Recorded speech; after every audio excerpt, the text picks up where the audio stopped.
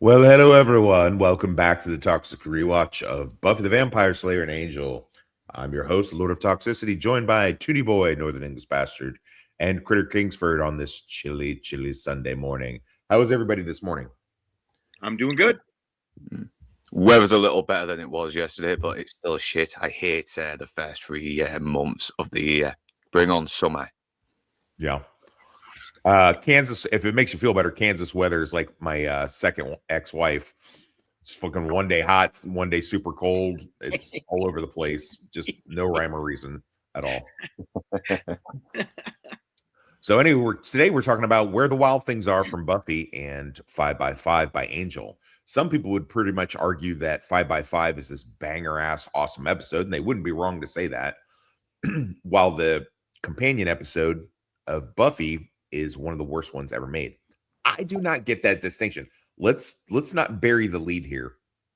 Where the Wild Things Are, Buffy. I do not have a problem with this episode.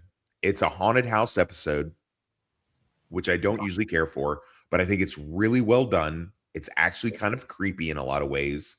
And I love most of the things that this episode has. And in particular, one thing that this episode has, which I'm sure you guys are probably all going to agree. I'm sure everybody agrees on what it is, but we'll get there.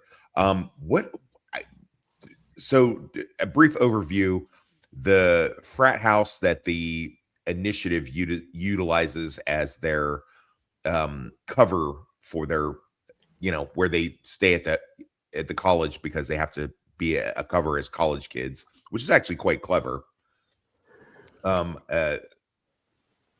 As much as I'd like to talk about this Angel, something came up and I have to make it through Buffy and drop out. Sorry, guys. Cool. Thanks, Toonie Boy. Sorry about the timing there. I typed it out because I didn't want to interrupt the stream. But I mean, if you're gonna, well, I got to read it anyway. Okay, all right. Anyway, Anyway, yeah. Sorry. Anyway, so they apparently their frat is somehow haunted. Now, interestingly enough, this is the government agency that looks into the supernatural, and their frat is haunted. Thank you. That's what sticks out. Ridiculous that this government agency wouldn't even realize that the energy or the essence or the history of the house. Right. Yeah. At the very least, they like some of this weird shit's going on, and they didn't go, "Hey, doctor, there's been like ghosts and shit in here." Well, because the ghost is only activated, and they do say that the ghost was only activated this time around because Buffy and Riley were having sex. There was any. Are you going to tell me Riley was the first fucking hyper commando dude to get laid in that place? Well, because they don't really bring many, because they do kind of discourage relationships, don't they? So I don't know if they bring you guys to this house. Anyway, not that he triggered it. The fact is, just alone the history of the spoilers of the old lady being creepy with the students that the fostering. Just the history of the house would have been known, and then eventually, yes, as college guys are using it, no one put their hand on the wall, no one had sex. It didn't trigger at least some small event that the huge underground lab with techno and ghost hunter guys, no one questioned it. That's the only flaw. The rest of it's just kind of cool and silly and creepy, but that's kind of silly. That the building right above their lair, their underground base, has essence and energy, and they don't know about it. Well, we don't know anything about how actually how the initiative is able to track the supernatural. Like, do they, for example, can they do the magic spells that Willow uses? Do they know about it? They probably know that there is some kind of magic in the world because they do track the supernatural. But do they know how to track spiritual energy, for lack of a better word? Because so I don't know that they'd be able to just sort of know that there's a ghost around. And in terms of putting the hand on the wall, they only started to notice that after, because it was Buffy and Riley that sort of triggered it. Glad you mentioned that, because that's a fucked up part. And part of the poltergeist thing that's going on, you put your hand on the wall and it makes you have an orgasm in your pants. This one dude just keeps doing it, and he's just like put his head, so he's just like creaming his jeans. And this one chick's like splattering all over her dress, and she just keeps doing it over and over and over again. Yeah, I don't know, man. That's odd. I don't think the writers in that scene actually like thought about the implications. But anyway, it's funny. so Riley and Buffy getting it on is one of the things that activates all this spectral energy, whatever, and they just constantly are having sex after sex after sex, because he's a commando, super commando, and Buffy's super slayer. So I guess they can just keep banging it out as much as they want. And it turns into the rest of the Scooby Gang. So we take our two main, action players out, and the rest of the Scooby Gang has to kind of step up and deal with it. We get a couple funny scenes with Spike, who, of course, is going to steal every scene that he's in, as he does. And they have to go into the haunted house proper and, basically rescue. I guess basically just walk in on Riley and Buffy. That's what breaks the spell. I love that moment. Can you guys knock? So yeah. What if they had locked the door? They'd still be in there.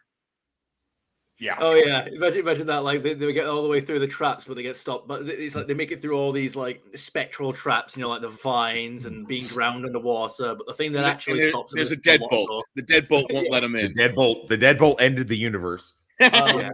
I like the fact that Anya gets her hand impaled by a van, and she's still able to use it and help Xander out of the bath with both hands. It's she took that like a champ, to be honest. I know. Yeah. I noticed that. I was like, shrug that off.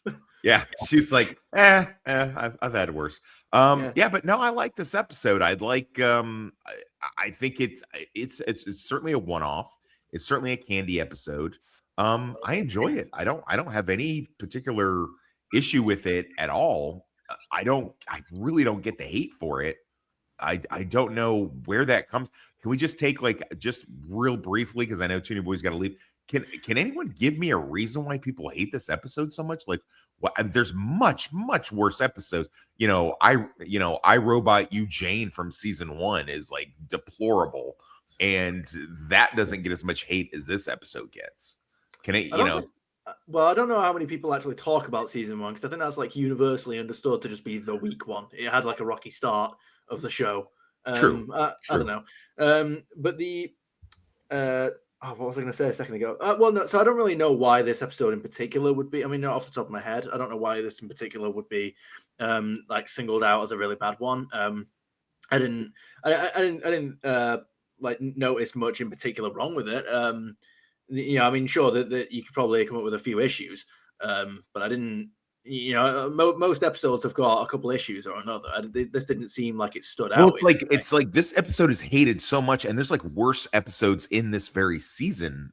Objectively, like Beer Bad is way fucking worse than this. I don't. But again, I keep coming back to the same thing. I like this episode. I have no issues with it. Really, it's just a haunted house episode. There are episodes of other shows that quote unquote look cheap. I almost feel like if I want to overanalyze, maybe because your two hero characters are stuck in a room having sex. Like the premise alone is silly. The whole house is covered in cheap plastic vines, and it's like all this silly sexual innuendo that just runs rampant. Like, I'm fine with the episode. I enjoyed the episode, but maybe it's a cheap looking episode. Like they're literally walking through a hallway covered in plastic vines. I'll buy that. Yeah, so I'll buy that. You look at other like Supernatural and other shows that can't be named, and there's like, oh, this is a really crappy, cheap episode. It was so simple. Like they're in the house. That's all they do. It's a creepy old lady. And then, it's just a lot of silliness. And maybe that's why it falls off the radar. And people are like, I could buy that. What do you think, Northern? Okay, Northern has no opinion. Oh, Jesus. There you go. I'll tell you what, though. Sorry about that. The fucking dog was barking. I didn't want it to interrupt the stream, so it's okay. It's okay. I like dogs. Yeah. So what do you think all this hate comes from? Yeah, I don't think it. I don't know why. Maybe it's because it's the premise itself. The fact that it's a haunted house that makes people cream in their fucking jeans. Like, that's gonna be a ride. That's gonna be a ride down to Disney World, I think, to bring in. I mean, that's a haunted house I want to go to. Really, if I'm being honest. Profit. Yeah, when your girlfriend says, "Why have you taken us here?" And you're like, "No reason."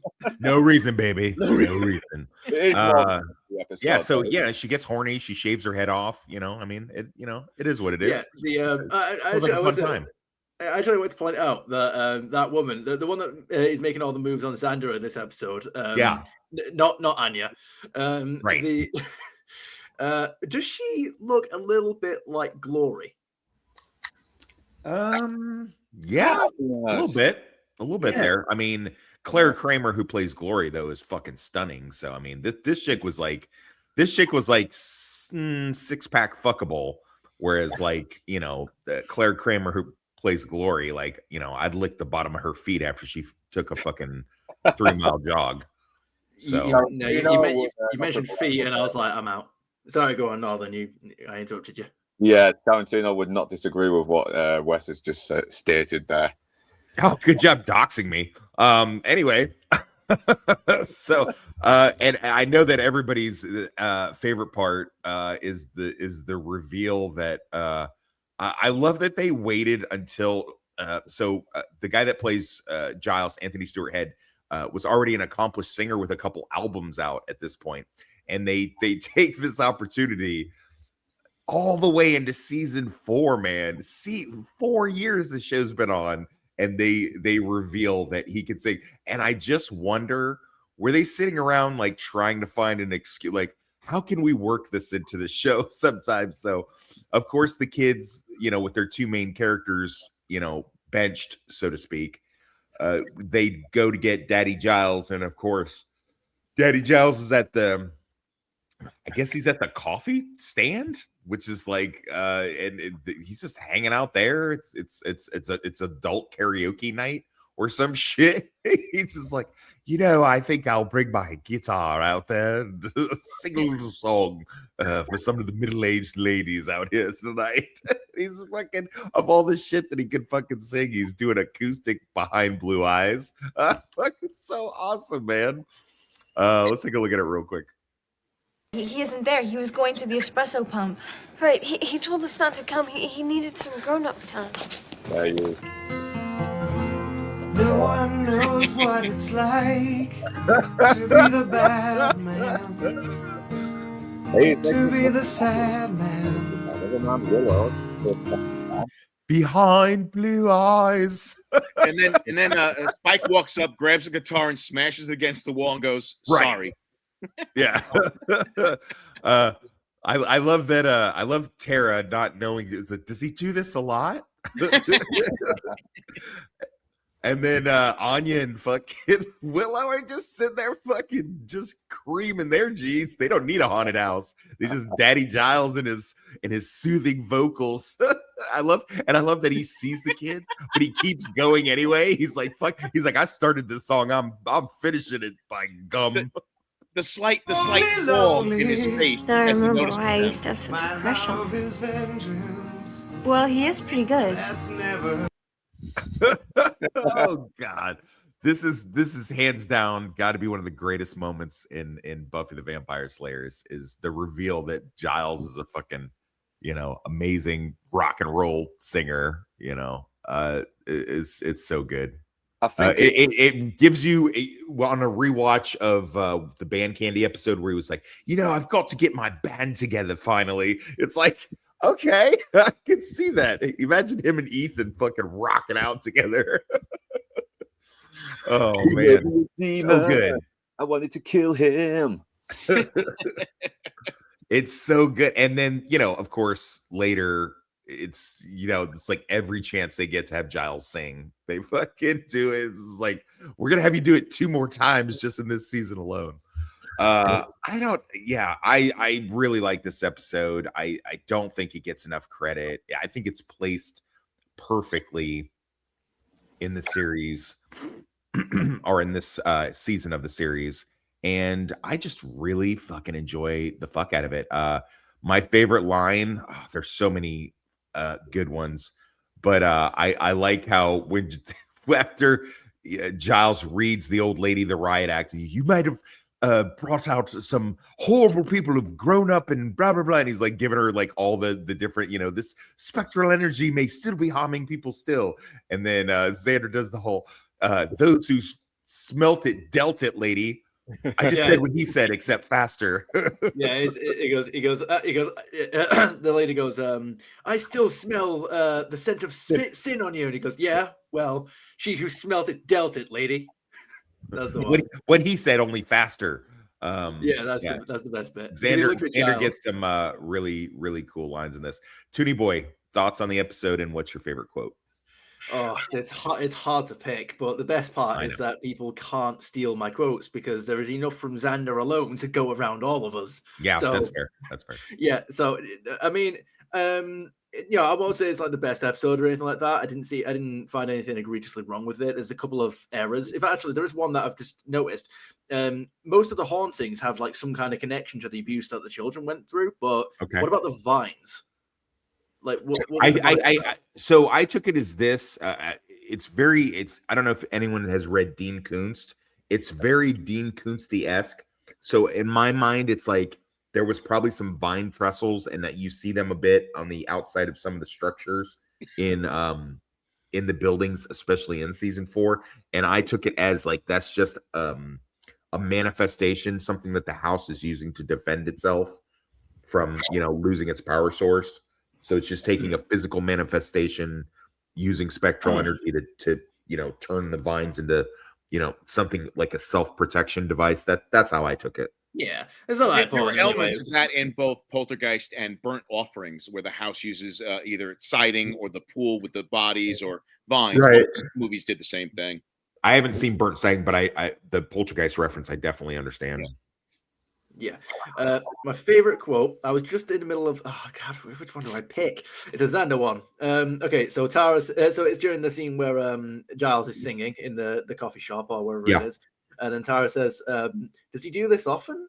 And then Xander says, sure, when the earth rotates backwards. And what's the second bit? It goes, and the sky turned orange. It's like, sure, when the earth turns backwards and the skies turn orange. Yeah. So that's going to be one of my favorites.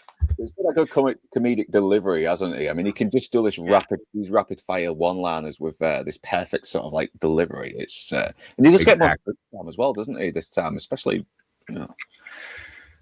Yeah, I love that he was gonna bang Anya in front of the kids in the ice cream truck. That was a good one. that slow turn. You saw it coming. And something pointed out in the in our chat group from Critter, I believe it was. Isn't it interesting the weird, creepy? Even Ian mentioned it in Passion of the Nerd. The weird, creepy music that was going on with the ice cream truck. Just as like hey, we're gonna do some creepy shit this episode. Yeah, I feel like I want to do an edit of that, like where I take the soundbite of the ice cream truck and then play it over like a horror game where you wind up one of those music boxes and like a demon appears. Or an episode of Barney. Oh no.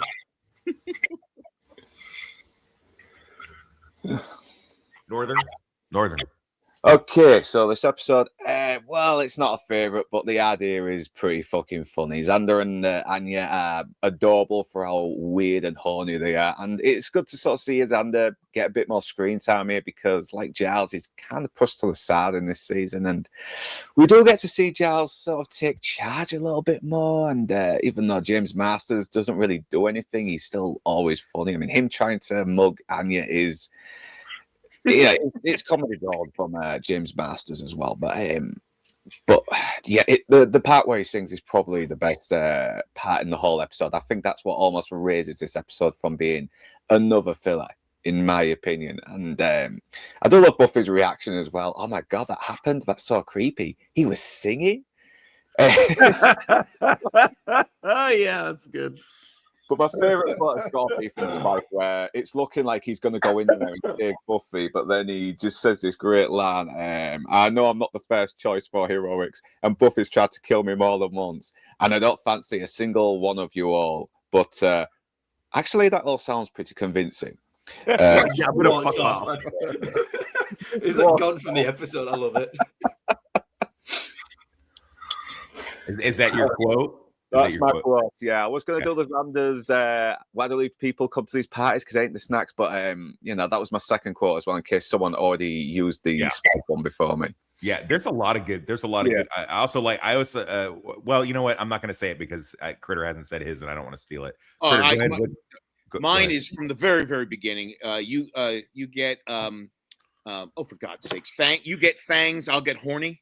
Yeah. It just stuck with me from the beginning. Also, I thought during that fight sequence when she shot the crossbow, in my mind for a split second, oh God, because the way they're tumbling, she shoots Riley, but obviously didn't. I like the fact that she hesitates to kill the thing just so she can watch Riley. Watch him. That's my boyfriend beating up bad guys. I like the episode. It's not a great episode, but I liked it. And I think what helps elevate it for me is the dark twist at the end with that flowers in the attic aspect, where clearly God knows what this woman did to these kids. Wow, good reference. Good reference. I mean, so it's not a bad episode. I liked it. By the way, Toonie Boy, if you ever meet a girl and she says her favorite book is Flowers of the Attic, marry that immediately, because she's into some weird, crazy sex shit. Like, just do that, like, immediately. Find out what cologne her brother wears and buy it immediately. And just to throw out a piece of info, Burnt Offerings is a horror film from the 70s with Oliver Reed where the house consumes souls. It's really, really good, including... I bet Inside Man has seen it. Yeah. I don't want to ask you why you mentioned the brother. Listen, you just trust Daddy Toxic. He knows what he's talking about here, buddy. I've got like an honorable mention quote because it's like my second favorite. Bring it. It was near the end when they're all in like the cafe, sort of like debriefing the episode, and then talking about they mentioned Giles. And then Willow says, "Well, you got to admit, he was kind of sexy." And then Xander just goes, "Will, stop it! I'm willing to offer cash incentives." Yeah, I also like where he's like when he sees him singing, he's like, "Can we go back to the haunted murder house now? Because this is much more scary." I mean, it may be a weak episode, but it's pretty damn funny. I like it. That's the crazy thing. I don't see it as a weak episode. Anyway, you got to bounce out, Toonie Boy. I will do. Again, I would. This Angel episode is a really good one, so I'm looking forward to where it's going. But sometimes life happens, so I will have to dip out now. Yeah, that Lego Death Star is not going to build itself. So I get that reference. So, the thing is that I've already built the first one. Now I just need to build the second one. Yeah. I get it. Half build it. All right, buddy. Well, right. I guess I'll see you Thursday. Yes. I will. I'll absolutely make the effort to make Thursday. All right. Later. Cheers.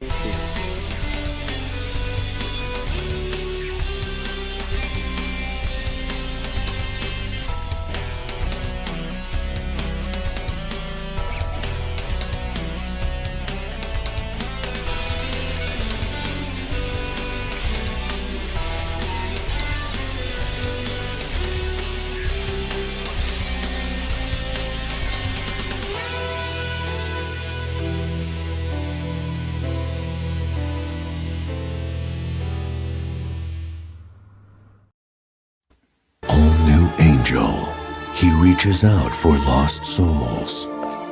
Faith is one soul he's tried to save before. This is gonna be fun. He can't risk failing again. No one can take me! An all-new Angel. I want to throw out there, I love in the intro for the Angel, you can see Spike mouth the words, "You're a puppet." You're a bloody puppet. That's gonna be a fun season to get to.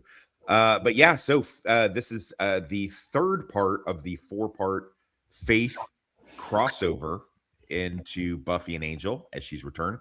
When we last saw her, she was over in Buffy land and had swapped bodies with Buffy for a little short time, and then it culminated in her stopping a vampire attack on a church, getting back into her own body, and then hauling ass and fucking off. And then we had just enough episodes to forget about her, and then she pops up in LA. And man, this is just, on that, subversion with the fact that, she immediately takes advantage of this guy. Like, oh, you're gonna think you're gonna sex traffic me? Oh no, I'm just gonna beat the shit out of you. Take your coat, take your car keys, take your money, all that kind of stuff. And yeah, and then it's Faith in LA.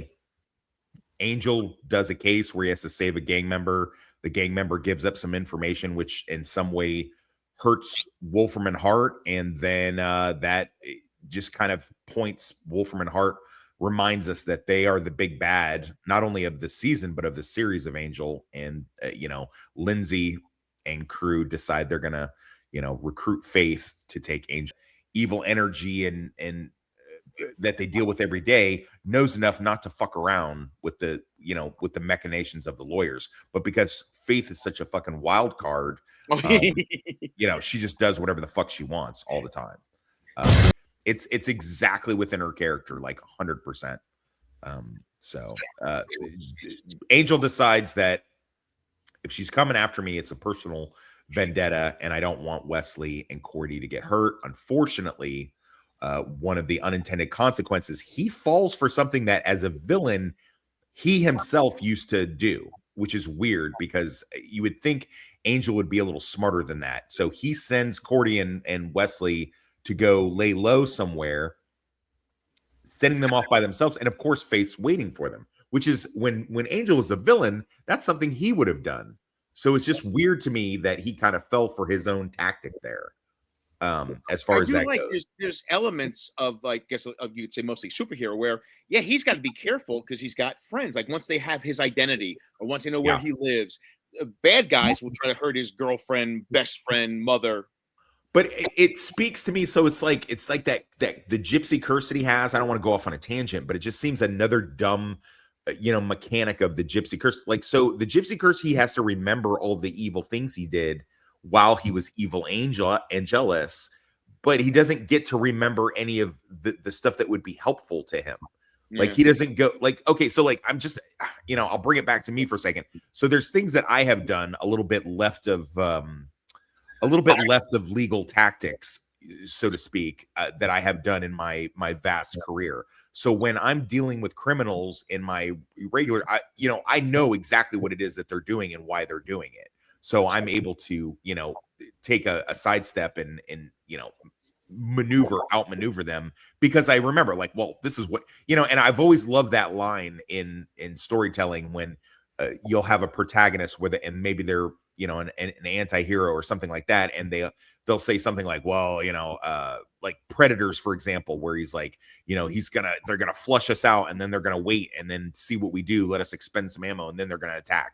It's like, how do you know that? It's like, that's what I would do, So it's just like, it seems weird that Angel let Cordy and Wes go off. And I mean, a better idea would be if he did it on purpose in order to trap Faith, because that is ultimately what happens, but that's not how that happened, and that'd be ugly and fucking brutal, because the consequence of that is, like, Cordy gets fucked up and then Wesley gets kidnapped and tortured by and an interesting, I mean, I guess you could say it's karma, because Wesley gets tortured by Faith in much the same way that Giles tortured or was tortured by Angel when he was evil. So pretty interesting.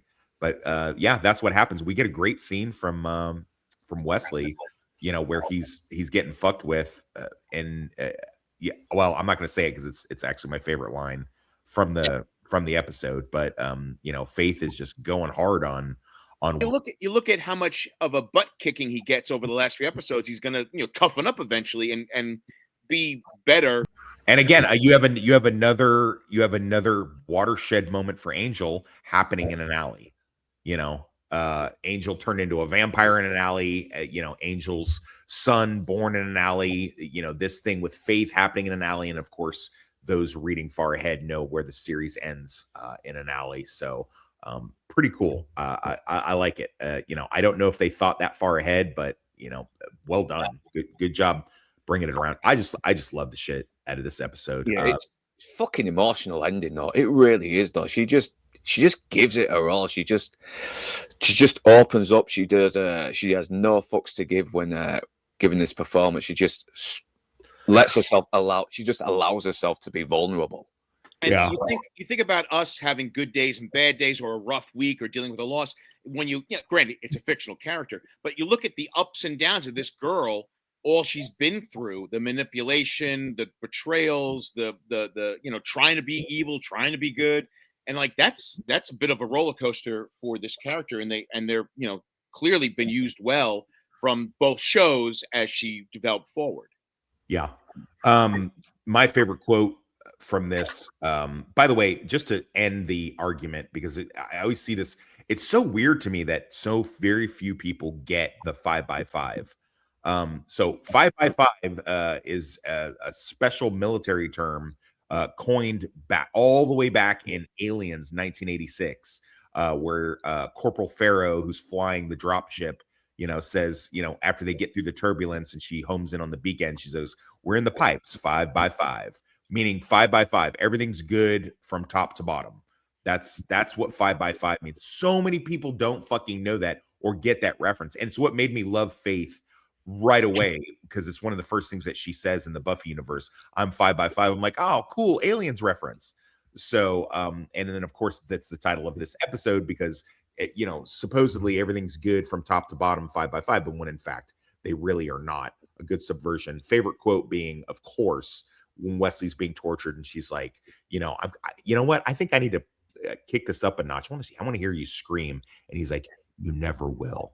And it's like, that dad did something to him when he was a kid, trying to get some reaction out of him, or some bullies did to him, to get him to. It's kind of like Wesley's "I could do this all day" type shit, and I fucking am here for it. Man, he's just so amazing. Alexis Denisof is an actor, and it's such a great written character. Like literally the best character arc in all of the Whedonverse, hands down. There's nothing that matches it. I know a lot of people say Spike, but nah, I mean, Spike's pretty much awesome from day one all the way to his last day on the show. And Wesley is a deplorably dork character when he starts out, and then turns out to be this ultimate badass by the end. And I love it. I'm here for that all day. But yeah, that's mine. Critter, what's your thoughts on the episode? Again, I mean, no complaints. A fantastic, solid episode. And I got nothing else to add. I've already said everything in terms of the choreography and the story arc, and how the characters have developed. And I love the look of the rain and the dropping of the knife and everything. So yeah, a fantastic episode, and it clearly now has pushed the characters even more forward in their arc. And for me, it's not really a quotable quote, but I just liked Faith in the dance club. "Yeah, Billy, do something," and then just this chaos erupts after she makes that remark. Yeah, great. Northern. Yeah, it is one of the best in the seasons, and Eliza Dushku is always good, and this might be her at her best here, because it does look like we're seeing some real character growth after all she's been through. I mean, she's been stabbed and comatose, she's killed, and you can tell it's really bothered her, but she's tried to repress it, and she's tried to maybe try and have this given this thought like she's this worthless, terrible human being, and that maybe she is beyond redemption, and now it's really just starting to take its toll on her, and it's just all come out now. It's just all come out. She's not playing or fronting around. She's not repressing anything. She's just opening up fully, and she's taking these like first steps to redemption. And sometimes it does. It's like you have to break some eggs to make that omelette, and she's breaking a lot of fucking eggs in that scene. She really is, and it got me choked up watching it again. It really did. I was like, Jesus Christ, man. I just kind of want to add to a spotlight, like add to all the stuff she's been through. Granted, the mayor was evil, but like that was like her father, like a true father figure, and the emotion of that the pre-recorded tape. So you just kind of add that into the mix of like she's like really things have been ripped away from her. And I mean, I know she hates Angel, but clearly she recognized that she can't keep going. He won't kill her. And so now she's broken down into his arms, almost like a surrender and a giving up. I think it's also worth mentioning the ramping up of Wolfram and Hart as this adversarial thing. You know, I love that they got the 3 lawyers together, you know, led by Lindsay, but of course, not to take anything away from Lydia. No, that's not right. What's the evil lawyer female's name? I missed it. I forgot as well. All I know is she's hot. She's so hot. So you know, I like that trifecta that they have going on, and then Faith manages to establish which one is going to be moving on as far as a character. You know, out of the 3 of them, you know, it kind of foreshadows what we're going to get by the end of the season. Sorry about that. I had to sneeze. Also, it's worth mentioning the whole private detective thing. I don't have a clip of it, but Angel dressing up as a lawyer and going in and just kind of bluffing his way. You know, what is going on in the Gruber meeting? It's like I told Jennifer. Yeah, Neil. What? Who? Yeah, he works in contracts. It's not about contracts. That's what I said.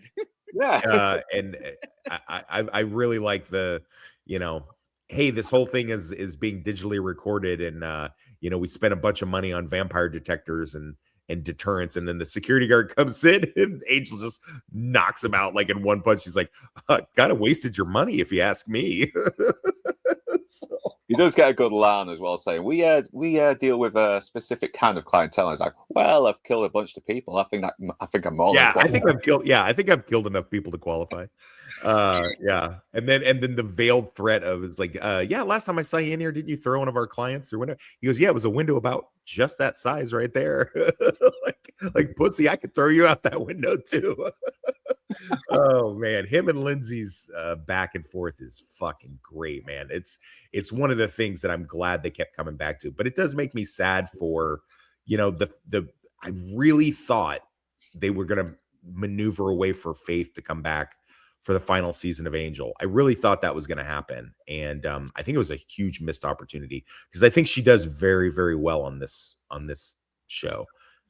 She's kind of out of place on Buffy, but I think she fits in really good on the I always Angel. feel like if a character goes to Buffy and stays on Buffy, for her to go back, it's like Angel's such a darker show. Yeah. When a character goes back to Buffy with, you know, vines and haunted houses and John Ritter as a robot, Yeah. it's kind of like, oh crap, look at this dark cloud in the corner of our Scooby gang. Yeah. I mean, I do like when she comes back in season 7. It gives it some gravitas, and it's pretty interesting how she interacts. But yeah, no, great episode. You know, unfortunately, I will say the Sanctuary, the follow-up episode that finishes this arc off, not as good. Not bad in any way, but I mean, it really can't compare to, you know, the emotional, you know, output that this one has. So, but yeah, that's all I got for this one, guys. So, for anyone that's looking forward to it, you know, we are almost done with season 1 of Angel and season 4 of Buffy. And then going into what is arguably the best season of Buffy the Vampire Slayer. So, and all the ones, I think arguably with Buffy and Angel all the way out, of both of these seasons they're all bangers. No skippable ones, not, at least not in my opinion.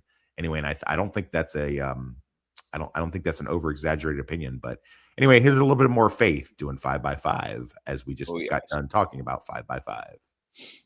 Don't go scratching at me or humping my leg. We're 5x5, you know? Are you all right?